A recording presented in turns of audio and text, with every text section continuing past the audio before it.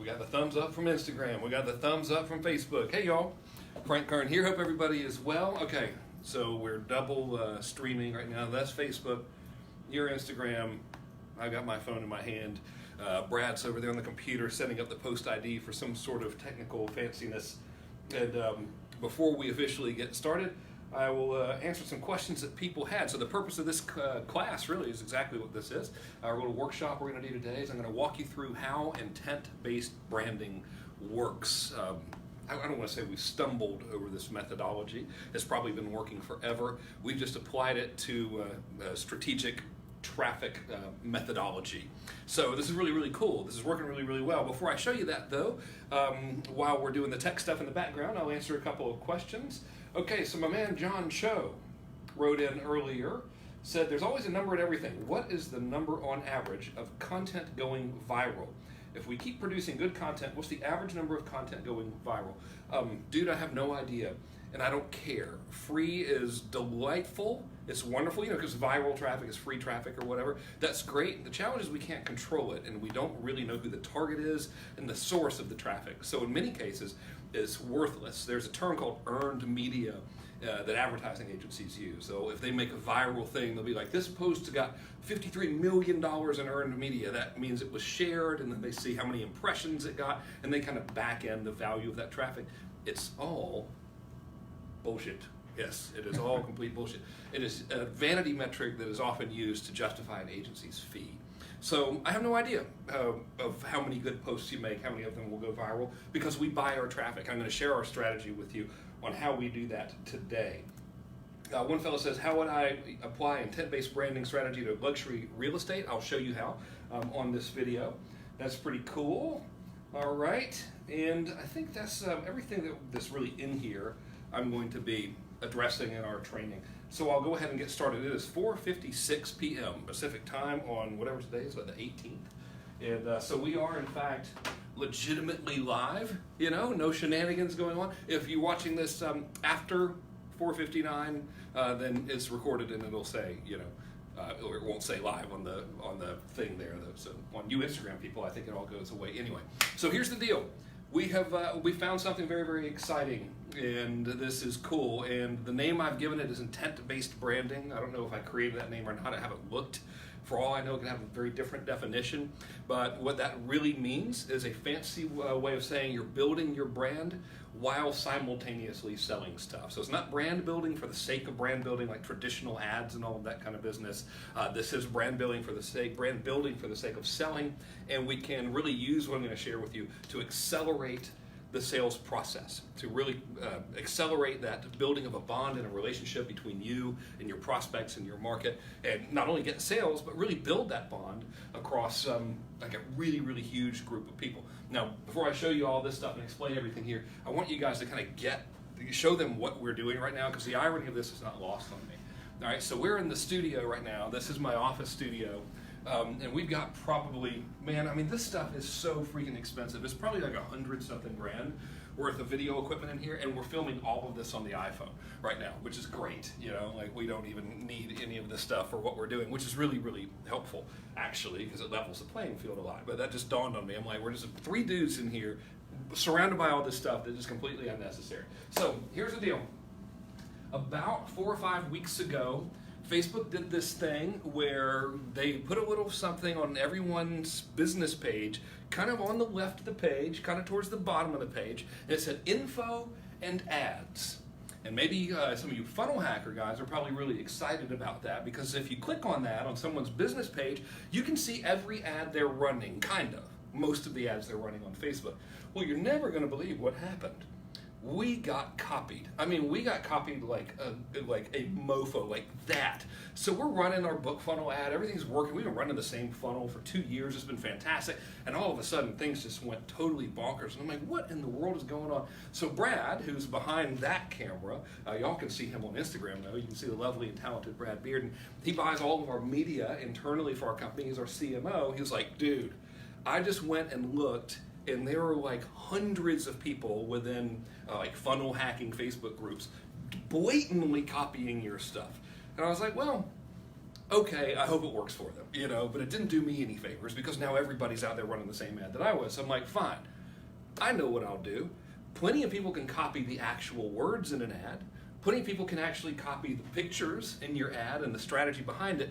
Nobody can ever copy the relationship and the bond that you have with your customer base and your prospects. So what we decided to do was basically say, funnel hack this, bitches, and we started to really go very heavy on going live on multiple platforms and delivering as much value as we possibly could.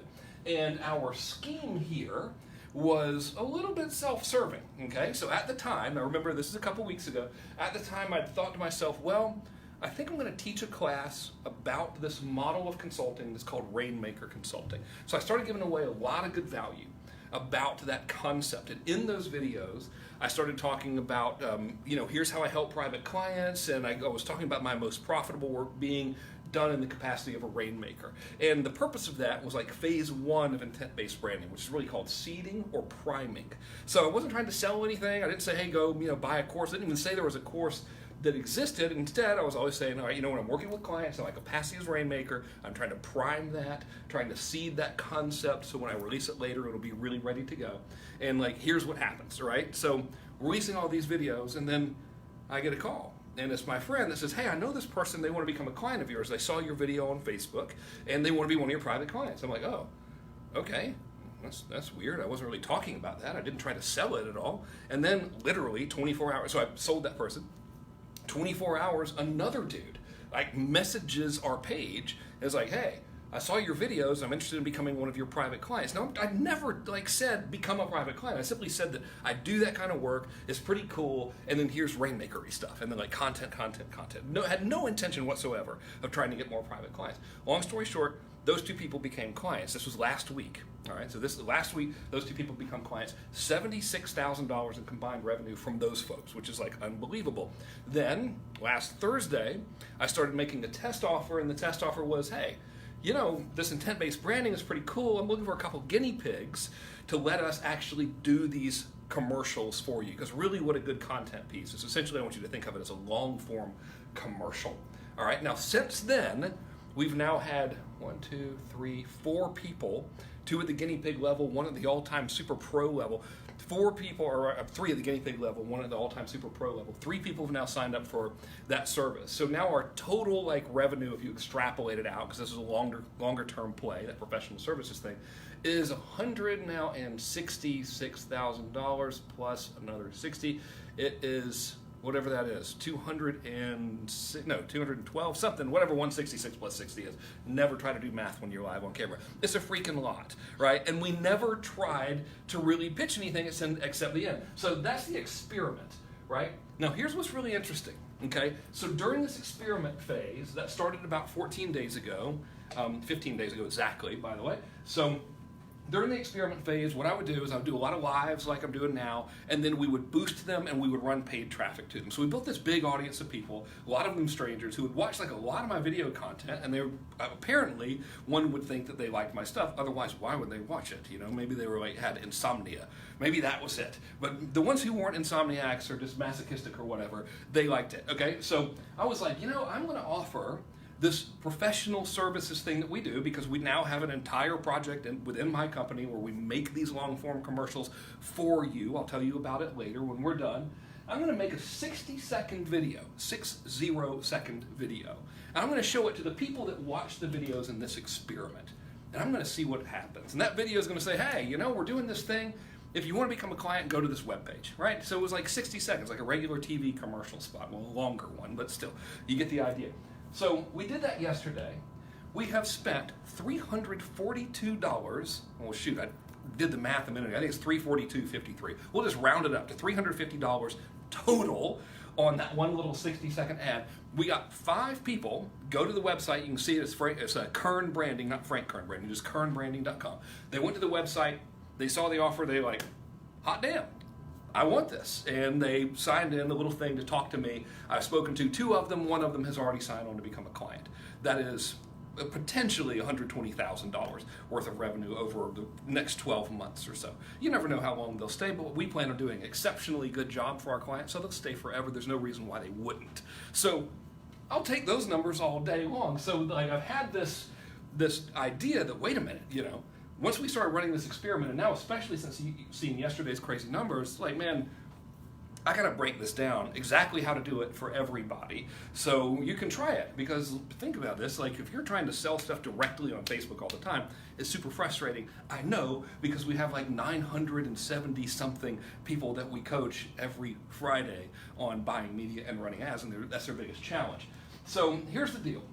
In a nutshell, here's what intent-based branding is. Now I'm going to give you the deeper dive of it, so don't like leave after I tell you this, or else you're going to screw it up, okay? Not because you're dumb, because you'll just make like mistakes that I have already made. Intent-based branding is essentially this.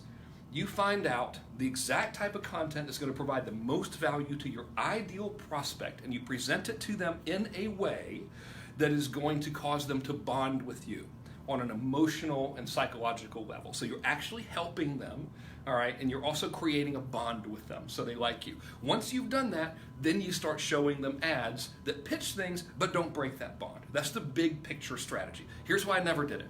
I always thought social media was dumb, except for using it as an advertising medium. I still think it's dumb, except for using it as an advertising medium. All the people that are like going social media crazy, guess what? They're using it as a freaking advertising medium. The challenge is most of them have this one mentality, which is, if I build up enough followers on social media, I'll make a bunch of money. Used to be true until the algorithms changed. So little less than a year ago, Facebook changed their algorithm on something called organic reach, and now trying to get free traffic from Facebook at scale. I'm not talking to you old dudes out there that are like, hey, I did something, I got 50 people or 100 people to watch it, or that doesn't count. If you're trying to get real traffic for free from social, it's bad. All right? Well, it's bad for your wallet, basically. I mean, yeah, that's adorable. You got 1,000 likes or whatever for a couple posts, but you can't eat likes, right? I've tried. They're horrible, okay? It's a good diet to go on. I mean, you really slim down on the like diet. So my mentality was like, well, this is all stupid because there's a bunch of people trying to get free stuff. It never occurred to me that you could create long-form content on social that's really good and then pay to have that content viewed by complete strangers and then retarget those complete strangers later, all right? It's a long day, all right? So take it easy on me. And it's 1,000 degrees in here, by the way, if y'all can see the lights. So it's like, all these lights probably emit 1 billion degrees of heat, so we're all gonna be just, like in 30 minutes, I'm gonna look like a meth addict or something because it's so hot, okay? So this is like kind of the big picture thing here. The whole idea around this is to genuinely help people by actually helping them with your content. I'll break out how to do the content in a minute, and then use that as ads that you pay for. Don't pay me for your ads. I'm not trying to sell you ads. You pay Facebook, right? So there's a strategy on how to do it. I'll walk you through it. But before, we got to understand the process, okay? So here's how you like build the bond with people. Because the big purpose of intent-based branding is to build a really cool bond with people because number one, it's freaking cool. You're actually helping people. You're doing a good thing. Number two, it makes selling easy. So if we look at the process of actually selling stuff, all right? So fellas, if you can show them this, there's 3 steps to it. Okay, whether you're doing it on social, whether you're doing it through traditional email marketing, it doesn't matter. Here it is. Step number 1 is pre-framing. Okay, so here's what pre-framing means. Pre-framing means they're going to draw a conclusion about you before they ever consume any of your content, before they ever consider buying anything from you. All right, that's what pre-framing means. Here's the deal. Okay, you know how they say you shouldn't judge a book by its cover? Yeah, you shouldn't, but guess who does? Everybody, including me, right? I'm a shallow person. I'll admit it, we all do. Okay, so if we know this, that people are going to assign like a label to you, okay, the minute they see any of your stuff, we know they're going to do it. Doesn't it make logical sense that we would ask ourselves the question of, well, if we know they're going to assign a label to us, what label do we want them to assign? That's what pre-framing is, all right? So that's pre-framing. That's step number 1. They form an opinion before they ever consume any content. The next phase here is indoctrination, all right? So this is what this stands for here, indoctrination. So what indoctrination means is that they now create a bond with you, right? And so you've helped them, they're getting value from you. For lack of a better word, they're your fans, but like real fans, you know, not like a like on Facebook, like, but people who actually consume your stuff and they're like, oh yeah, I like that person. That person helped me, right? The final phase is conversion. Now, one of the greatest processes to ever like really illustrate this that I think everyone watching this can relate to is a classic internet marketing funnel. Sometimes like a product launch does this perfectly. So a product launch works like this. I'm sorry guys that the boxes are so small. Step number one, a bunch of people will email their list, right? In the email, typically, if you've ever been like the subject of a product launch, you know, when you got 9 million affiliates hitting your inbox every 10 seconds or whatever. So if you've ever been on the receiving end of a big product launch, you're getting emails and the emails are saying, hey, you got to check out this video by so-and-so, he's amazing, blah, blah, blah. Guess what that is? That's pre-framing. Your opinion is being influenced before you ever see anything. All right, then you get to the opt-in page, right? And the opt-in page is going to have, I'm just going to write it here, opt. Now remember, this isn't what I'm telling you to do. I'm telling you that this is a classic example of this process working, so that's why I'm illustrating. So the opt-in page is going to have some images, some copy, maybe have video on there, whatever. That's still pre-framing, right? You haven't consumed any content. You're just seeing like, oh, all right. You might see the person they're talking about and be like, that guy looks like Charles Manson. I don't want to opt in on there. Or this webpage looks sketchy. Looks like they're going to try to sell me generic Viagra from Nigeria. Right? Can you get that? Do they make it? I think if they do, just have them send me a couple crates. Okay, so you never know. All right. So anyway, so that's another example of pre-frame. Now you've opted in. You formed an opinion before you ever did opt in, by the way, because of your email that you received. That's pre-framing and the opt-in page itself. And now you're going to get typically what? A series of videos. That's video 1, video 2, video 3. So in a traditional product launch environment, that's exactly how that works. You opt in, you get some videos. What do the videos do?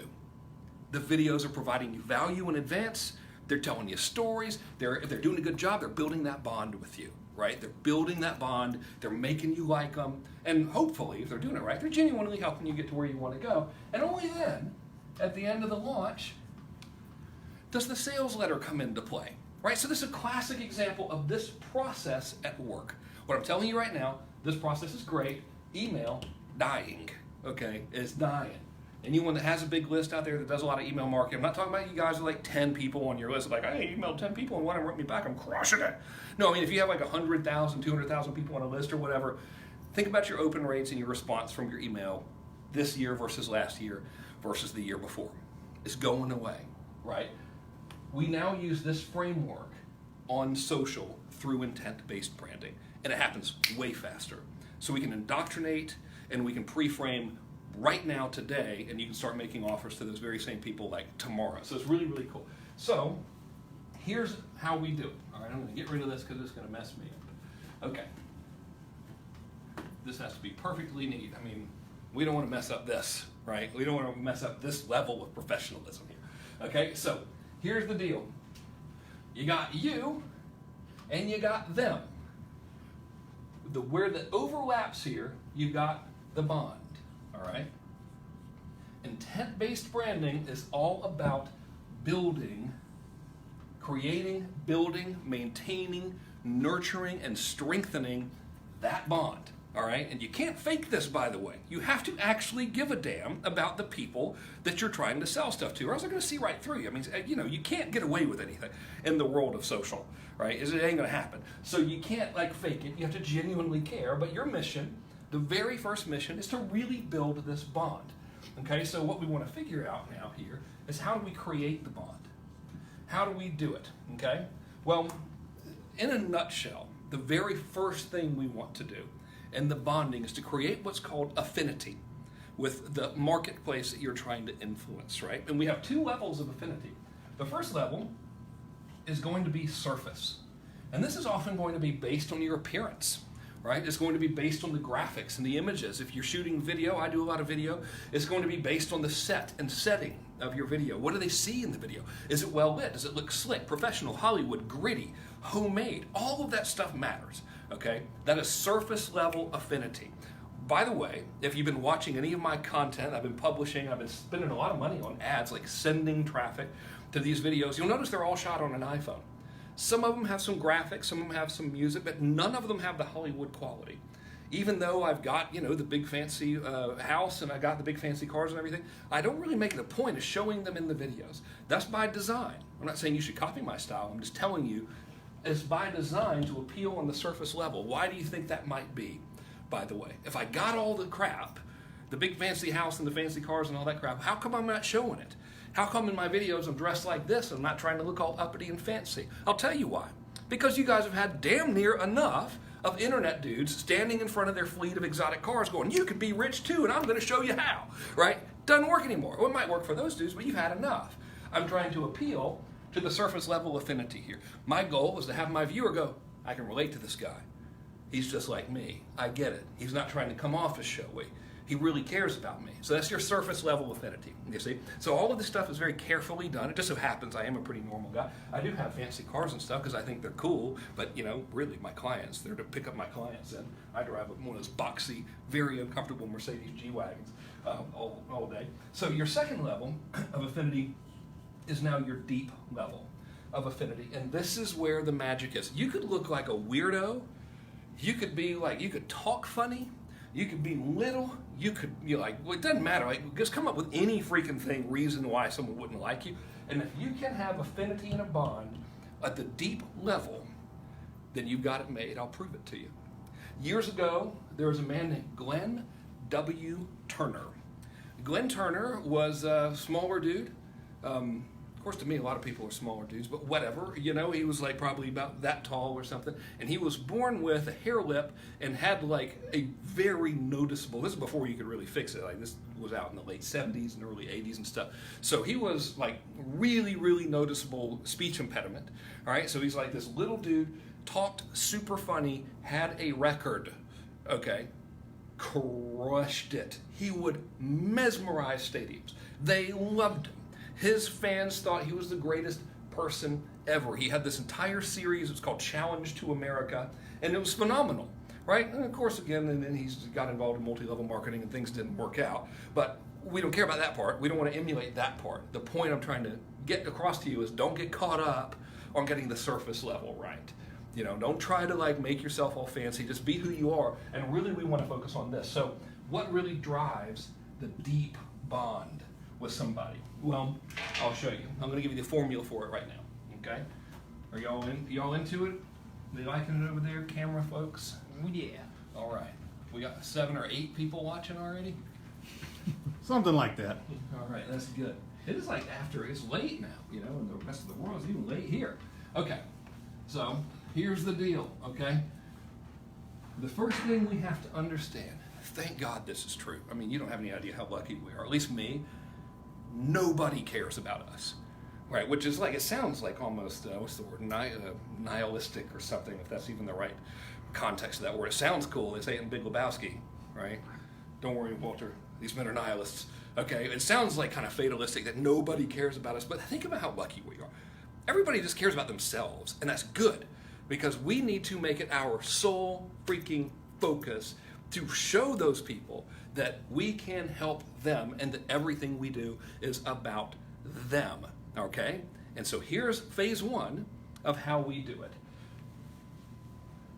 Everybody that you're trying to sell to is here, and they want to get here, right? It is our job to give them content that can help them get from here to here.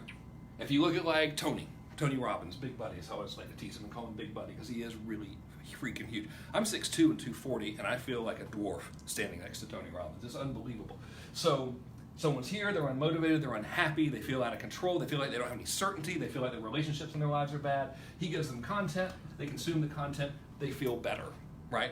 Very, very simple. Your job is to figure out what we call, in intent-based branding, your core messaging pillars. Or as my Spanish friend Hector would say, Hector, this is for you, pillars. My man, so when he says it, I'll be like, dude, say it again. Pillars, right? Because it sounds so amazing. I wish I had that accent. So you want to figure out your core messaging pillars. Your core messaging pillars are always going to be about what are the immediate steps that someone can take to get from unhappy, not getting the results that they want, to getting the results that you can help them get, okay? Here's this in action, all right? Let's look at two of the most, like, off the top of my head that I know, anyway, because I'm not a big social media follower, right? I'm an advertiser, but I don't really watch a lot of people until recently. So two people that are on my radar, because I like them both. Number one, Grant Cardone, okay? So Grant's audience, not making enough money, no mo. I'm not saying they all don't have money, but you know what I mean. Their income isn't what they want it to be. I mean, for all we know, people watching are like, oh, we have $10 million. I wish I had 11.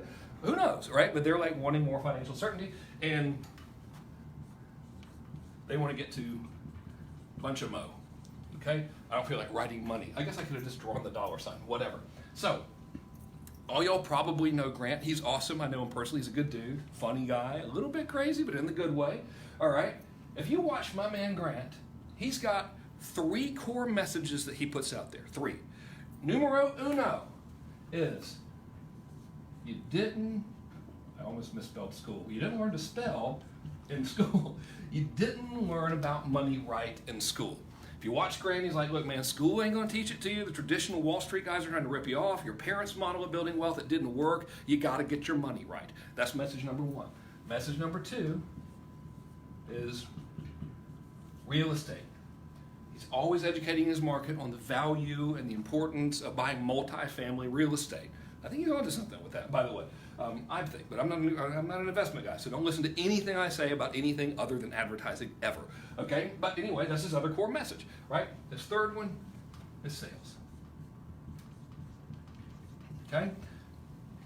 If you were to go, now my man's been on social for like ever, and he probably makes 7,000 years of content a day. He's got a time machine. I don't know how he does it. He's constantly on video. If you were to take like the 9 billion hours of video that my man has shot, and run them through a filter, that filter is going to spit 99% of those videos out into one of these categories.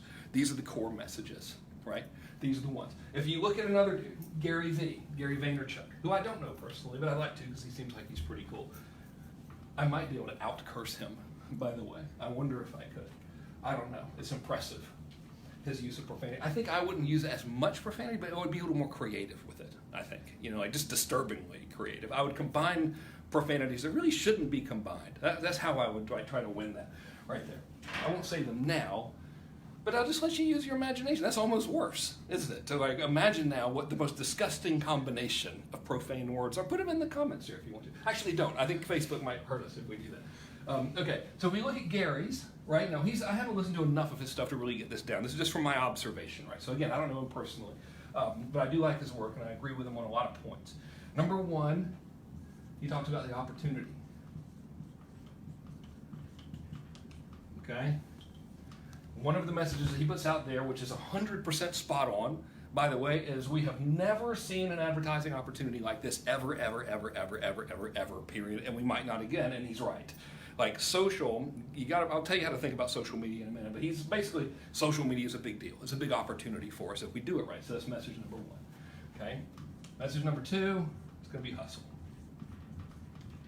He says it a lot more articulately than that, but if you watch his stuff, there's a lot of mindset. Hey, you got to get your mind right. You got to hustle. You got to work. This isn't easy. He loves to say, hey, you got to be ready to eat crap for 10 years or whatever. And he's, I mean, not literally, I don't think he's into that kind of thing, but I think you know what I'm saying, right? And then he's got the third message.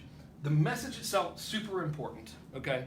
Super important. If the guy's here, he wants to get here, you need to find out what 3 core pillars of messaging are going to be most magnetic to him and are going to be the most helpful to him.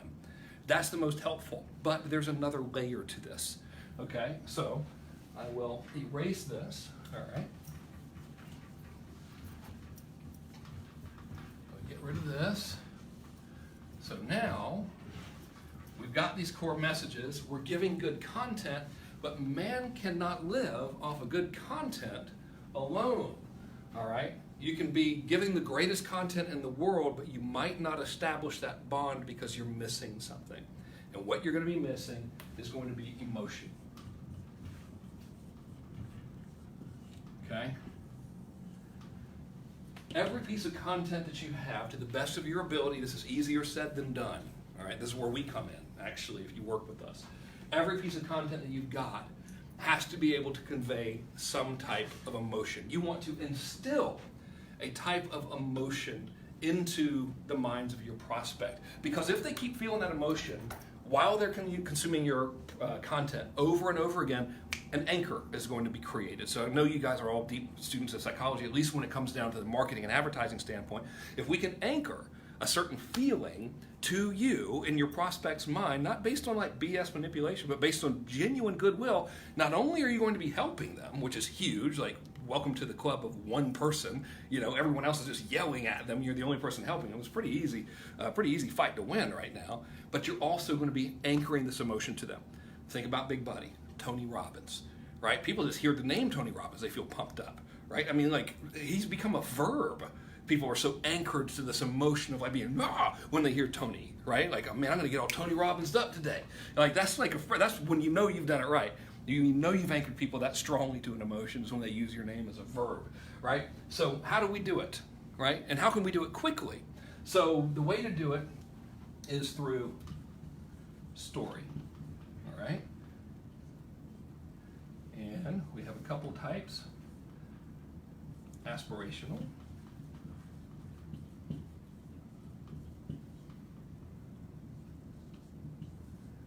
Motivational.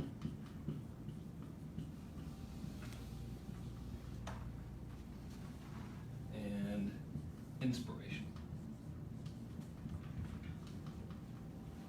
And man, I can't spell on camera. Okay, that's ancient Egyptian for inspirational right there. Don't try this at home, kids. Okay, don't try this at home. All right, so essentially these are the types of stories. These are the way you're going to go. Aspirational essentially means, okay, you're going to show them something that they will aspire to. Like paint a picture of a brighter future for them. That's essentially what aspirational means. So a lot of people do it very clunkily. So when you see the internet guys and they're like, look at my collection of yachts that are being anchored to the freaking dock by a giant solid gold rope. I mean, that's aspirational, but it's a little bit clunky. There's not any elegance to it, but it still counts. Still counts as aspirational. You can do a much better job with this. By the way, the next is motivational. Right? Hey, get out there. Like, so many guys right now are in the motivational world in business, right? And they're not even selling motivation, but they try to anchor that motivation. Like how many social media people do you see that are always talking about the grind and the hustle and you can do it and get up early and let's go and let's conquer the day and let's crush it. That's motivational, right? So this is like kind of the emotions that are being felt. And then there's inspirational, right? Which is a little bit deeper. You make them feel inspired towards a greater purpose, okay? So there's other things that you can try to anchor in here, but these are the big ones, right? Notice I'm leaving out controversial. It can be done. If you unify people against a common enemy, then yeah, that's a great way to create a bond, but really you're just creating a bond with a bunch of people who are mad. So, and it's kind of a dick move, really. So I don't put that in here. But for people in the comments who are like, hey, what about Trump and all of his methods? And like, yeah, great, whatever, he's adorable. You don't want to be starting a bunch of crap with people. So we're going to stick to this. So the way we do it is typically the way we create these emotions is going to be through story, okay? And here's the framework, because you can't just tell stories, right? You can't just tell like freaking stories. I mean, you could, but it's not going to help anybody in the long term. So every piece of content is going to follow this framework. Point. All right, so imagine how boring I don't think Grant Cardone could make anything boring, but if he could, imagine how boring his stuff would be if he just made a point. If he was like, here's the point. What you learned in school about money was wrong. The end. Thank you. But you still have to make a point, but there's got to be more to it, right? So this is your main point. It's always going to be around your message, one of your 3 core messages, right? Remember my man Grant's got 3. Maybe he has more. This is just my observation, by the way. So I discussed this with him or anything. Okay, so there's your point. The next is going to be story, and the next is going to be metaphor.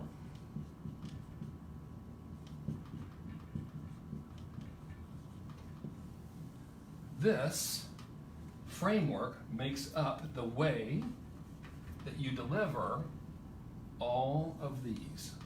So anytime you're delivering something that falls within one of your 3 core messaging pillars, you're going to want to do, to the best of your ability, you're going to want to use the point, story, metaphor framework. I'll give you a quick example. I helped my wife build this one. My wife, Natalia, helps women who have everything but feel guilty about it and that are still not happy. She helps them get out of their own way and get their crap together. All right? And one of her points is, hey, listen, you got to let go of the past. Like right now, your life is amazing. I mean, you got like all this stuff, you know, I mean, there's a lot of people out there that have everything and they're still miserable. So she works a lot with folks like that. She's like, look, you got all this stuff, but you're still waking up unhappy. And it's because things happened to you in your past and you just keep hanging on to it. So that's the point, right? She says it way better than me, by the way. I'm trying to give you something that's not marketing, you know, that's like a little bit fresher perspective for you. So that's her point. Now, if she just makes that point, it's going to be hard for someone to really consume it. It might be like, yeah, that's pretty cool. Okay, I get it. Yeah, you're right. But they're not going to have that bond with her. So here's the story, right? This is a true story for her. I'm going to butcher it, so please forgive me, and I'm sorry, honey, for butchering your story, especially in front of all these people in live. Here's the story. So imagine she made the point, right? Hey, holding on to bad experiences is going to screw you up. It's going to ruin your day. It's gone. Forget about it. Here's her story. When I was a kid, I always wanted to speak English. I took English in school, and I wasn't very good at it. My teacher told me I would never, ever learn how to speak English, and I would never come to America, and she failed me for the class. That hurt me. That made me very, very upset. There's your story. She tells it way better than me. There's your story. Now here's the metaphor, okay? Here's the metaphor for that story is this. You know, every time something bad happens to us, every time we get upset, it's kind of like life is just handing us a big rock. And we've got two choices. We can take that rock and we can hold on to it. We can put it in our backpack that we're carrying on our backs, right? And here's what's going to happen. We're going to take every rock, because bad stuff's going to happen to us no matter what. We can take that rock every time, we can put it in our backpack. But if we keep doing that, eventually we're going to be crushed by the weight of the backpack and we won't be able to move. And then she would close that story by saying, I would have never been able to come to the United States, have a business where I work with English-speaking clients, and have an English-speaking husband and family if I didn't drop that backpack. Okay, so that story, that framework, follows this beautifully. Now you've got the emotion. She's just like me. Now here's the deal. Like when someone sees Natalia, she looks like she's intimidatingly beautiful, if I do say so myself. Okay, and so like people are like, I can't relate to her. So she's got to make herself relatable, right? Because she's not going to like not be good looking. Like she can't do it. It's physically impossible for her not to be good looking. So immediately she's already got to like fix this. So she's making herself relatable. Oh man, bad stuff's happened to her. That's great. She experienced failure in life just like me. That's great. She tells the story. She creates that emotional bond, that affinity. She gives the metaphor to make the point, you see. So this is how, with intent-based branding, this is what you want your content to actually be structured like. Now remember, every single piece has to be supporting one of these core messages that are designed to help your prospect get from here, unhappy, not getting the results that you can help them with, to here. Here's why. The closer that we get to this line here, all right? So if we have this person, this is our prospect, he's watching your stuff on social. The closer that he gets down this line, his desire or her desire to do business with you is going to increase. Why? Well, let's just put this down to the basest level we can. Let's say you're starving. This is a good restaurant. You hungry. This is a good restaurant. The closer you get to the restaurant, the more you can smell the food. What's going to happen? You're going to get about right here, and you're like, I don't give a damn what it costs. I'm going in. I don't care if there's a waiting line. I'm hungry up in here. Hey, you know, party for me. My name's, what's the thing in Caddyshack? Underhill, right? I'm coming in. Reservation on the Underhills. You're barging in there. It's because you're so close to it that you can taste it, right? Metaphorically speaking. See? Huh? Got a little metaphor in you? See? It works. Okay? So the closer you get here for them, the greater their desire is going to be to get the end result, which, because you're the only freaking person in the marketplace, has actually helped them. Instead of trying to cram offers down their throat, their trust in you is also going to go up. So as the closer you get here, the more desire and the more trust. And with every experience and every piece of content, you're anchoring to that heightened emotion. All of this stuff is just going to be more powerful. Okay, so let me tie it together for you and show you how the intent-based branding strategy, traffic. I'm trying to do two cameras at once. The intent-based branding, traffic getting strategy works, okay? So here it is. The first thing you do is you want to create a series of videos, and we will call these. Frank, I can't do that. Did you hear that? Is it still working? Because I said series in the Apple voice thing. He thought I was saying S-I-R-I. Oh, there it is over there. That's hilarious. All right, so you're going to want to create a series of, we'll call this Goodwill.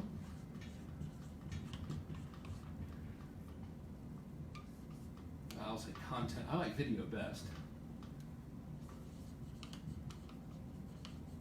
Okay, and let's say you might want to have like 8 of them. You don't have to create 8 of them all in one day. But ultimately, you're going to want to have like 8 of these things that each one of them is supporting one of your core message pillars. Each one of them is following to the best of your ability the point, story, metaphor, framework. Each one of them is anchoring that emotion to you. For the people that are watching it, they're watching you, they're being helped, they're hearing the story, they're feeling the affinity, they're creating the deep bond, and you're anchoring that emotion to them. You got this. Now, here's where people are going to screw up. Okay, don't make this mistake. Don't just post them on your wall and not send traffic to them. You want to use those videos as ads. Don't make them ads that say, hey, buy my stuff, watch this video, buy my stuff. The ads say, here's a video, enjoy. Like the end, right? Because for the first time ever in the history of mankind, we have the ability to know if someone watched the freaking video because Facebook and all the other platforms will tell us. And they're not going to give us the name and address and phone number and stuff of whoever watched your video, but they're going to say, hey, 20,000 people saw this video yesterday, 500 of them watched the whole damn thing, right? And so now, after a little while, depending on your budget and how aggressive you are, you're going to have this pool of people that have watched this content, some or all of it, right? Enough to be indoctrinated and like you. This is going to be now a warm fan base. And to these people, you can now show ads. And that is how you sell stuff with intent-based branding. That's how the traffic strategy works there. You don't make these like ads. They're not meant to trick anybody. You're literally freaking helping people, okay? Crazy concept. The old demonstrate we can help them by actually helping them trick, okay? Oldest trick in the book. I say trick as a joke there, right? For all the little conspiracy theory guys out there, they're like, internet marketers are evil. Yeah, this is how evil we are, okay? So these help people. You got a segment of people that watch them, and then, boom, you show ads to those people. Now, guess what? How likely do you think they are going to be to respond to the ads? When people already like you before seeing your conversion thing, whether it's, a video sales letter, a webinar, an actual sales letter, getting on the phone with you or whatever, when they already like you, you ain't got to be that good at the marketing. People say, oh man, Frank, if I could write copy like you, I'd be so rich. No, dude, you would write like moderately good copy if you could write copy like me. If you could write copy like me, it would take you forever to write copy. The reason I personally sell so much online is because I've been doing this method, just not on social. I've always done it through email. We can do it now on social because here's the final coup de grace, okay? This can happen. You can take a group of people who consume multiple bits of your content. This can happen like that. So if someone sees a video, by the way, most of our videos are on average 8 minutes and 9 seconds. If someone watches one of those today, they're here, they're getting ads tomorrow. It's not like you have to do this for a year. Gone are those days. We can just do this, like accelerate the whole thing. So here's the deal, okay? I'm gonna make you a pitch now. This pitch is not going to be relevant for everybody.